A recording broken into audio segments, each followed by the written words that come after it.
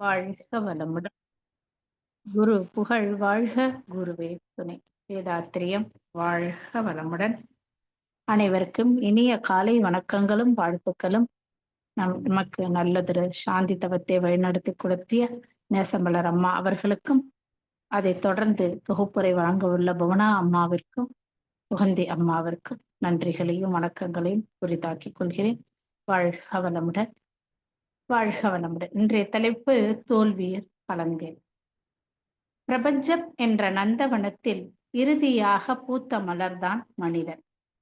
இந்த நந்தவனத்தில் நற்குணங்களும் நற்சிந்தனைகளும் உடைய அர்ச்சனைக்குரிய மலர்களில் ஒருவர்தான் மகாகவி பாரதியார். அவரின் புதிய ஆத்திச்சூடியில் எழுதியதே தோல்வியில் கலங்கேல். சிறிது சோர்வாக இருக்கும் போதோ அவருடைய இந்த வார்த்தை, வீழ்வேன் என்று நினைத்தாயோ என்பது எவ்வளவு பெரிய தைரியத்தையும் ஊக்கத்தையும் நமக்கு அளிக்கிறது. பெரியோரை துணைக்கொள் என்பது ஔவையாரின் வாக்கு. பொருள் அறிவிலும் அனுபவத்திலேயும் சிறந்தவர்களை துணையாக ஏற்றுக்கொள் என்பது. அப்படி வாழ்ந்தவர்கள் பாரதியார், நம் அருத்தந்தை போன்றவர்கள். ஒரு பெரிய திருப்பு முனையாக உலகத்திற்கு வாழ்ந்து காட்டியவர்கள். வள்ளுவர் குரலில் ஊழையும் உட்பக்கம் காண்பார் உழைவின்றி தாழாது ஊனூற்றுபவர் என்கிறார். விடாமுயற்சியுடன் செயல்படுபவர்கள் விதியையும் வென்று விடுவார்கள் என்கிறார். நாம ஒரு அட்வர்டைஸ்மெண்ட் பார்த்திருப்போம். ஒரு சிறுவன் அவன் அப்பா கிட்ட போய் சொல்லுவான், ஸ்வீட்டு கொடுப்பான். அவருடைய தந்தை கேட்பா, அந்த பையனுடைய அப்பா கேட்பாரு, எதுக்கு அப்படின்பா. நான் ரன்னிங் ரேஸ்ல செகண்ட் வந்துட்டேன் அப்படின்பா. உடனே அவங்க அப்பா கேட்பாரு, எத்தனை பேர் ஓடினீங்க அப்படின்னு கேட்கும்போது அந்த பையன் சொல்லுவான், 2 பேர் ஓடினோம் அப்படின்னு. இதுதானே யதார்த்தம், ஸ்போர்ட்டிவா எடுத்துக்கிறது. தோல்விகளை கண்டு துவண்டு போகாமல் அவற்றை ஒரு பாடமாக கொண்டு மேலும் முயற்சி செய்ய வேண்டும். விடாமுயற்சியும் மன உறுதியும் இருந்தால் எந்த செயலிலும் வெற்றி பெறலாம். மடுத்த வாயெல்லாம் பகடனான், உற்ற இடுக்கண் இடர்பாடு உடைத்து என்கிறார் வள்ளுவர். தடைப்படும் இடங்களில் தளராது வண்டியை இழுத்துச் செல்லும் எருதை போல விடாமுயற்சி உடையவனுக்கு வரும் துன்பமே துன்பப்பட்டு விலகி போகும் என்கிறார். அதற்கு சூழல், நம்பிக்கை, விடாமுயற்சி முதலியன அவசியம். வாழ்க்கை என்பது திரைப்படம் போல அல்லவே. குறைந்த நேரத்தில் எல்லாம் மாறிவிடுவதற்கு. ஒரு குழந்தைய ஸ்கூலுக்கு அனுப்பணும் அப்படின்னா எவ்வளவு தயாராகின்றோம் இல்லையா? அந்த குழந்தைய ஸ்கூல்ல சேர்க்கணுங்கும் போதே யூனிஃபார்ம், பாட்டில், பேகு, ஃபீஸ் என எல்லாவற்றையுமே ரெடி பண்ண ஆரம்பிச்சிடுவோம். எதற்கு? அந்த குழந்தை மற்ற குழந்தைகளுடன் சரிசமமாக பார்க்கப்பட வேண்டும். அந்த சூழலை நம்ம சரியாக அமைத்து தர வேண்டும் என்பதற்காக. ஆனால் நான் தயாராக இல்லாமல் இருந்தால் ஸ்கூலுக்கு போய் அந்த குழந்தை என்ன பண்ணும்? ஆரம்பத்திலேயே மனக்குழப்பத்திற்கு உள்ளாகும். பெரும்பாலான குடும்பங்கள் எல்லாம் பார்த்துருப்போங்க, ஃபேமிலி டாக்டர் அப்படின்னு ஒருத்தரை வைத்திருப்பாங்க. எதற்குங்க? நாம எப்பொழுது சென்றாலும் நம்பிக்கையாக, ஆறுதலாக 2 வார்த்தை கூறுவார், உனக்கு சரியாயிடும் அப்படின்னு. அதனால்தானே அவரை வச்சிருக்கோம். அது போல நாம படிக்கும் போது எவ்வளவோ ஆசிரியர்கள் நமக்கு கற்றுத்தந்து உள்ளனர். ஒரு சிலரை மட்டும் நம்மளால மறக்கவே முடியறதில்லை. மறக்கவும் முடியாதவர்களாக நம் மனத்தில் அவர்களுக்கு என ஒரு தனி இடமே வைத்திருப்போம். ஏன்? தவறு என்பது இயல்பு.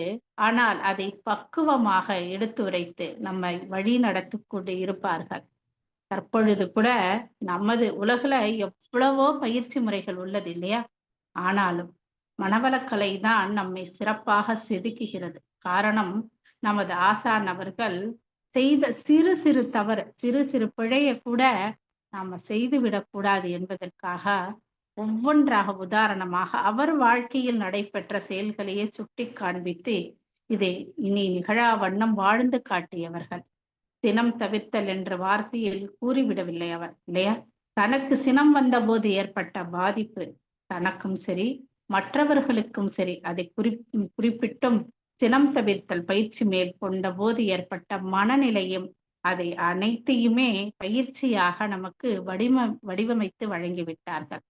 எதற்காக? நமது முன்னேற்றத்துக்கு 6 அருகுண சீரமைப்பு அவசியம் என்பதால். முன்னேற்றம் என்பது எப்படிங்க? ஒரு குழந்தை எழுந்து நடக்க ஆரம்பிக்கும். அது என்ன பண்ணும்? ஒரு அடி எடுத்து வைக்கும்போதே கீழ விழுந்துரும். ஆனா அது துவண்டு போய் விடாது.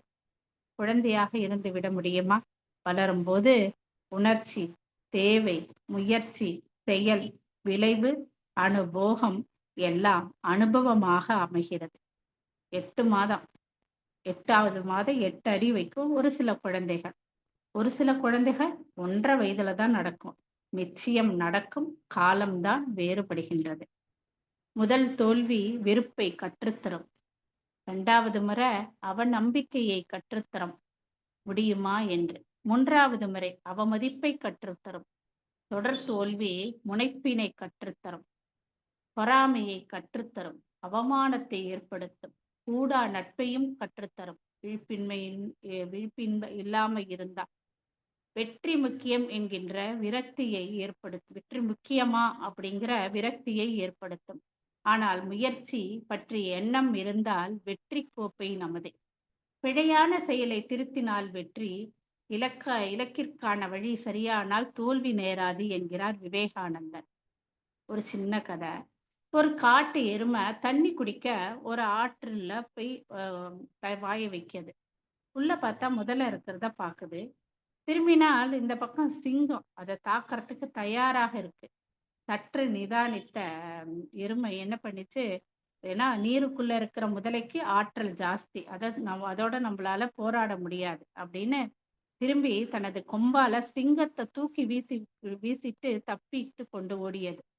அப்ப இது யூடியூப்ல பார்த்ததுதான். தோல்வி நாம் கற்றுக்கொள்ளும் பாடம் போன்று. முன்னேற்றுவதற்கு சில தகுதிகளை வளர்த்து கொள்ள வேண்டும். நம்மை இந்த சமுதாயம் எப்பொழுதும் கண்காணித்துக் கொண்டே இருந்து கொண்டேவும் இருக்கும். ஆப்ரஹாம் லிங்கன் தொண்டுக்கு முதல் முறையில வந்தபோது ஆப்ரஹாம் லிங்கன் அவர்களை பொது வாழ்வில் ஈடுபட்ட போது பேசி பழக வேண்டும் என்பதற்காக பல மைல் தூரம் சென்று பல வல்லுநர்களின் பேச்சை கேட்டு வருவாராம். மேலும் அவர் வெள்ளை மாளிகையில் உறுப்பினராக நின்ற பொழுது அவருடைய உடை ரொம்ப சின்னதாக இருந்ததா. உட்கார்ந்தால் கிழிந்து விடும் அப்படிங்கிறதுக்காக அவர் உட்காராமையே நின்னுட்டே பேசினாராம். அதை பார்த்து மற்ற அவையோர்கள்லாம் சிரித்தார்களாம். அவர் பிற்காலத்தில் அமெரிக்காவின் குடியரசுத் தலைவராக திகழ்ந்தவர்கள். நமது ஆசான் வாழ்க்கையை பற்றி நம் அனைவருக்கும் தெரிந்தது என்றாலும் சில நாம நினைவுபடுத்திக் கொள்ளலாம். வறுமையில் அவருக்கு ஏற்பட்ட 3 கேள்விகள். மேற்கொண்டு பொருளாதாரத்தை உயர்த்த ஆங்கில கல்வி அவசியம் என்றபோது அவர் சேமித்த முறை. சாந்தி தீட்சை நம்ம பண்ணோம்ல இப்ப, அதனுடைய மகத்துவம் தெரிஞ்சது. அதை பத்தி நமக்கு எல்லாம் எடுத்து கூறினதுனாலதான் எத்தனையோ பெண்கள் இப்ப இன்றும் நம்மளால தவம் செய்து குடும்பத்தில் அமைதியாக வாழ முடிகின்றது. அகத்தாய்வு ஒவ்வொன்றின் அவசியம்.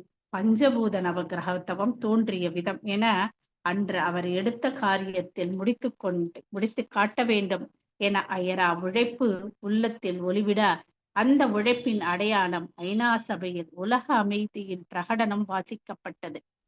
நமது அன்னை லோகாம்பாள் அம்மா அவர்கள் அவருடைய மனதிடத்தினை எவ்வளவு திடத்தோடு வாழ்ந்தவர்கள். அன்னை லோகாம்பாள் அம்மையாருக்கு இவ்வளவு குழந்தைகள் இருக்கும் இல்லையா? நம்ம எத்தனை பேர் இருக்கோம்.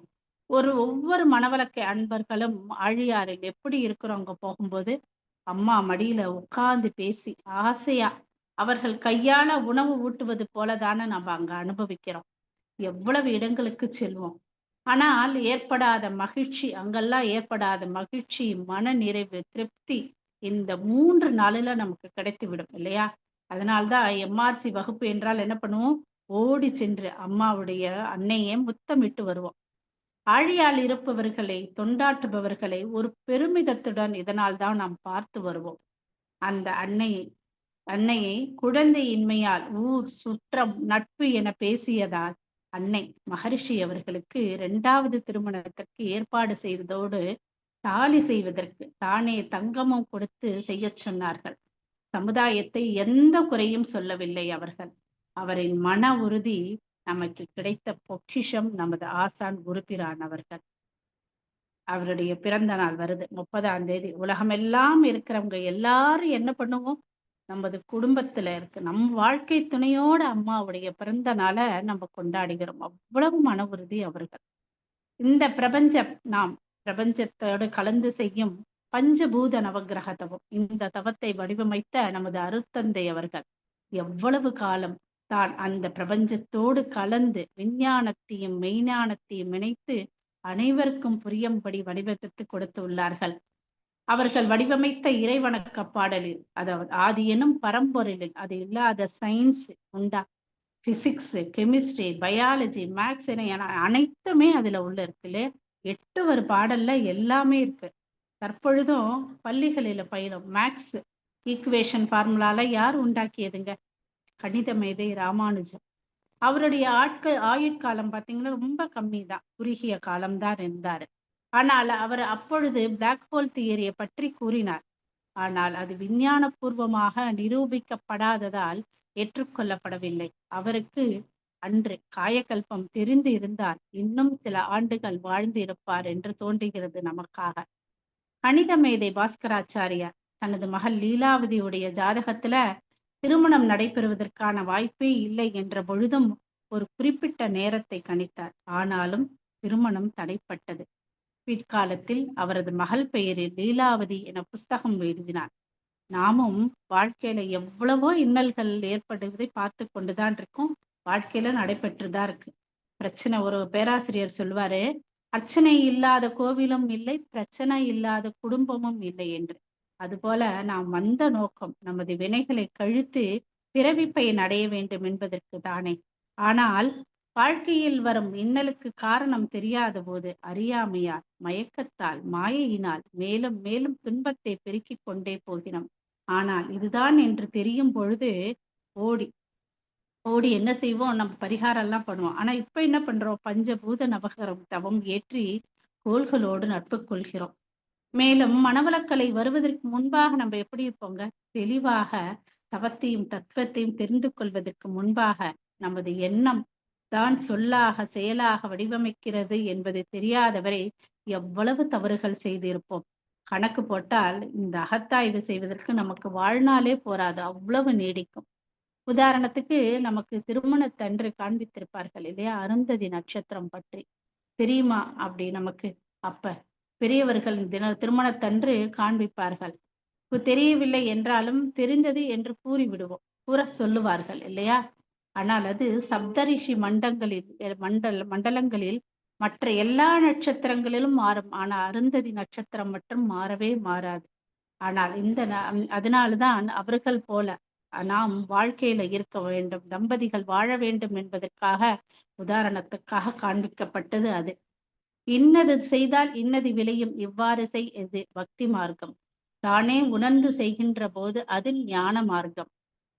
விளைவிறந்த விழிப்பு நிலையில் நாம் செய்யும் பொழுது செய்யக்கூடிய செயலின் பெருமையை உணர்ந்து பயன்பெறுகிறோம். இது இல்லாத போது ஏமாற்றங்கள். பெரும்பாலான துன்பங்களுக்கு காரணம் பிறரை எதிர்பார்த்தல், தான் செய்ய வேண்டிய கடமைகளை உணராது இருந்தல் அல்லது உணர்ந்து செய்யாது இருந்தல். எதிர்பார்த்தல் எப்பொழுதும் ஏமாற்றம் தானே மிஞ்சும். நாம் எதிர்பார்த்த அளவிலே கிட்டாத போது எதிர்பார்த்தல்ல 4 பரிணாமங்கள் இருக்கிறது அப்படிங்கிறாரு நமது மகான். ஜட்ஜ்மெண்ட் ஆஃப் நீட், எனது தேவை மற்றவர்கள் உணர வேண்டும் என்பது. ஜட்ஜ்மெண்ட் ஆஃப் குவான்டிட்டி, எனக்கு எந்த அளவு வேண்டும் என்று நான் நினைக்கிறேனோ மற்றவர்களுக்கும் பொருத்தமாக இருக்க வேண்டும் என்பது. ஜட்ஜ்மெண்ட் ஆஃப் குவாலிட்டி, நான் அவரிடம் 10 ரூபாய் பெற வேண்டும் என நினைத்தால் அவரே முன்வந்து, நான் கேட்கவே கூடாது, அவராகவே கொண்டு வந்து தர வேண்டும் என்று நான் எண்ணுவது. ஜட்ஜ்மெண்ட் ஆஃப் டைம், இதுவும் இந்த நேரத்துல இது நடக்க வேண்டும் என்று நான் நினைக்கும் போதே அவர் செய்ய வேண்டும் என்பது. இந்த 4 பரிணாமத்தில் நாம் எதிர்பார்த்து கிடைக்காத போது தோல்வி. காரணம், இந்த 4 மேலே யாரிடம் இருந்து எதிர்பார்க்கின்றோமோ அவருடைய அறிவு நிலை, சிந்தனை, நிர்ணயம் இவை வேறுபடுகின்றன. உதாரணத்துக்கு நாம எதிர்பார்ப்போம் நமது வாழ்க்கை துணையையும் நமது வாழ்க்கை துணையும் எதிர்பார்ப்பும் வேறுபடும் போது அங்க மனக்கசப்பு, தவிப்பு, ஏமாற்றம், துன்பம். அதுபோல குழந்தைகளிடம் பெற்றோர்களுக்கான எதிர்பார்ப்பு அவர்கள் எப்படி இருக்காங்க? அவர்களின் அறிவின் வளர்ச்சி, அவர்கள் சமுதாயத்தில் சந்திக்கும் நபர்கள், சூழ்நிலை இவற்றிற்கு ஏற்ப அவர்களின் தேவை வேறுபடுகின்றது. ஆனால் பெற்றோர்கள் தாங்கள் வளர்ந்த சூழ்நிலைக்கு ஏற்பவும், தாங்கள் எதிர்பார்ப்பை நிறைவேற்றிக் கொள்ள நினைக்கும் பொழுது குடும்பத்தில் அமைதியின்மை ஏற்படுகின்றது. "சினம் சேர்ந்தாரை கொல்லி" என்பதற்கு ஏற்ப ஏமாற்றத்தால் வரும் தோல்வி மன பக்குவப்படாத போது தன்னையே மாய்த்துக் கொள்வதை சமுதாயத்துல பார்க்கின்றோம். இந்த உலகில் எல்லோரும் பிறக்கும் போதே திறமைசாலிகளாக பிறப்பதில்லை. இயற்கையினுடைய பரிணாமத்தில் ஒவ்வொரு ஜீவனும் உற்பத்தியாகின்ற போதே அதற்கு தேவையானது அனைத்தும் சேர்ந்தும் இணைந்து வந்துள்ளது. அதுதான் இயற்கையின் நியதி. பிறவி மேதைகள் ஒரு சிலர் தான் இல்லையா? ஒரு மனிதன் வாழ்வில் வெற்றி அடைய திறமை மட்டும் இருந்தால் போதாது. இடைவிடாத பயிற்சி அவசியம். நாமே பார்ப்போம், எவ்வளவோ பேர் உடல் நலம் காரணமாக நமது மன்றத்துக்கு வருவார்கள். பயிற்சி எடுத்துக்கொள்வார்கள். நோய் குணமாகும். தொடர்ந்து செய்தீர்களா என்று கேட்டால், நாளை செய்கிறேன், ஒரு வாரம் கழிச்சு செய்கிறேன் என்று ஏதோ ஒரு காரணம் கூறுவார்கள். சிறிது நாள் கழித்து பார்க்கும்போது என்ன சொல்வாங்க, முன்பு இருந்ததை விட சற்று அதிகமாக உடல் நலம் குன்றி உள்ளது என கூறுவார்கள். ஒரு செயல் சிறப்பாக அமைய பயிற்சி மிக மிக அவசியம். அப்பொழுதுதான் நமது குறைபாடு எது என தேடி சரி செய்ய முடியும். ஆராய்ச்சியாளர்கள் சொல்கிறார்கள், நமது மூளையானது கற்றலுக்கு ஏற்ப தன்னால மாற்றிக்கொள்ள முடியுமா, சீரமைக்க முடியுமா. நம்ம உதாரணத்துக்கு நம்ம ஃபாஸ்டிங் நோன்பு இருக்கோம்னு வச்சுக்கோங்களேன். நாளைக்கு இருக்கோம்னா, நாளை சாப்பிடாம இருக்க வேணுங்கிறதுக்கு இன்னைக்கே நம்ம சொல்ல ஆரம்பிச்ச போது, நாளைக்கு நமக்கு பசிங்கிற உணர்வு வரும்போதே நமது மூளை சொல்லுமா, நான் இன்னைக்கு நீ ஃபாஸ்டிங்ல இருக்க, நீ விரதத்துல இருக்க, நோன்புல இருக்கேன். அப்ப இதை நமக்கு மூளை திரும்ப திரும்ப நினைவுபடுத்தி கொண்டே இருக்கும். அப்ப எந்த ஒரு கடினமான விஷயத்தையும் கூட நம்மளால சரி செய்ய முடியும் என்கிறார்கள். ஒரு சின்ன கதைங்க. ஒரு குருவிடம் ஒரு அன்பர், எனக்கு வாழ்க்கையே பிடிக்கலைங்க அப்படின்னு சொல்றாரு. ரொம்ப சலிப்பாக இருக்கிறது அப்படிங்கிறார். அதற்கு குரு சொல்றாரு, உனக்கு எந்த விஷயம் ரொம்ப பிடிக்குமோ அதை செய்ப்பா, அதை செய்ய வேண்டியதுதானே அப்படிங்கிறாரு. வந்த அன்பர் சொல்றாரு, எனக்கு செஸ் விளையாட ரொம்ப பிடிக்கும் அப்படின்னாரு. ஆனாலும் சிறிது நேரத்துல எல்லாம் சலிப்பு வந்துடுது. விளையாடிட்டே இருப்பேன், ஆனா எனக்கு கொஞ்ச நேரத்துக்கு எல்லாமே அது சலிப்பாயிடுது அப்படிங்கிறாரு. அப்படியா அப்படின்ட்டு கேட்ட குரு என்ன பண்றாரு, உள்ள போயிட்டு மடத்துக்குள்ள போயிட்டு ஒரு செஸ் போர்டு, காயின், ஒரு வயதான ஒரு துறவியும் கூட்டிட்டு வந்து வராரு. வந்து இவங்க 2 பேருக்கு நேரையே அந்த செஸ் போர்ட குடுக்குறாரு. அந்த வயதான துறவிய விளையாட சொல்றாரு. அவர் என்ன, நான் அதனால என்ன, நான் விளையாடுறேங்கிறாரு. இவங்க 2 பேரையும் விளையாட உட்காரும்போதே இந்த குரு ஒரு அ ஒரு கண்டிஷன்ஸ், இதுல யார் தோத்து போறீங்களோ, அவங்க இன்று இரவு சாப்பிடக்கூடாது, ராத்திரி முழுக்க தூங்கக்கூடாது, இன்னைக்கு காவல் காக்கணும் அப்படின்னு சொல்றாரு. உடனே இவங்க இப்படியே 2 பேரும் விளையாடிட்டு இருக்காங்க. மாறி மாறி 2 பேரும் விளையாடுறாங்க. அப்ப ஒரு கட்டத்துல வந்து என்ன ஆயிருது, இந்த அன்பர் அதிகப்படியான வெற்றி பெறுகிறார். அப்பொழுது அவர் மனதுல ஒரு தோன்றுகிறது, இந்த வயதான துறவி எனக்காக தான் விளையாடுகிறார். இவர் தோற்று போனால் இரவு உணவு, தூக்கம் போய்விடும். உடல் நலமும் குன்றும். எனவே நாமே தோல்வி அடையலாம் என்று கூறி தப்பு தப்பாக காய வைக்கிறார். இத பார்த்த குரு புரிந்துகொண்டு அந்த அட்டைய தட்டி விடுகிறார். அப்ப இவர் கேட்கிறார், ஏன் தட்டி விட்டீங்க அப்படின்னு. அதற்கு அவர் சொல்றாரு, நீ நீ வாழ்க்கையில் வெற்றி பெற துவங்கி விட்டாய் என்கிறார். வெற்றி அதாவது நீ எப்ப மத்தவங்களுக்காக விட்டு கொடுக்கணும் அப்படின்னு நினைக்கிறியோ அப்பவே நீ வாழ்க்கையில வெற்றி பெற துவங்கி விட்டாய் என்கிறார். வெற்றியும் தோல்வியும் யாரிடம் உள்ள, என்னிடம், என் மனதிற்கு, எனது எண்ணத்திற்கு தானே. தற்காலத்துல தவறான முடிவு எடுக்கும் மாணவர்களில் எவ்வளவோ மாணவர்கள், சிறந்த மாணவர்கள், நிறைய மாணவர்கள் சாதிக்கின்றார்கள். தோல்விகளை வெற்றிக்கு முதல் படி என்று மாற்றிக்கொண்டும் வருகின்றார்கள். அதில் ஒருவர் தான் சஞ்சய். அதாவது 3 முறை நீட் எழுதி அதாவது மருத்துவத்துக்கும் பொறியியலுக்கும் எழுதிட்டு அதுல அவருக்கு தோல்வி. அடுத்ததாக ஜேஇ எழுதுறாரு, அதுலயும் தோல்வி. அதுல ரேங்கே வரல. அவர் இதுதான் அப்படி நம்ம வாழ்க்கையில் முடைந்து போகவில்லை. புதிய தொடக்கம், அடுத்தது கதவை தட்டினார். பூனேவில் ஒரு பெரிய நிறுவனத்தில் பணியில் சேர்ந்ததோடு மெட்ராஸ் ஐஐடியில டேட்டா சயின்ஸ் அப்ளிகேஷன் என்ற படிப்பில் ஆன்லைனில் சேர்ந்தார். அதில் அவர் சேரும்போது அவருக்கு கோடிங்கிற வார்த்தை, கம்ப்யூட்டர்ல முக்கியமா கோடிங்கிற வார்த்தை எதுவுமே தெரியாது. கடின உழைப்பு, அவர் பல புதிய படைப்புகளை படைத்தார். ஏஐ அடிப்படையிலான பயன்பாடுகள், RAG சிஸ்டம், குட்வில் என வரிசையாக அது அவருடைய படைப்பு ஆகுது. அப்ப அவருடைய கம்பெனி அவருக்கு என்ன பண்ணாங்க, அசோசியேஷன் டேட்டா சயின்டிஸ்ட் என்ற பணியை தந்தது. தோல்வி என்பது நிரந்தரம் அல்ல என்பதற்கு இவர் ஒரு உதாரணம்.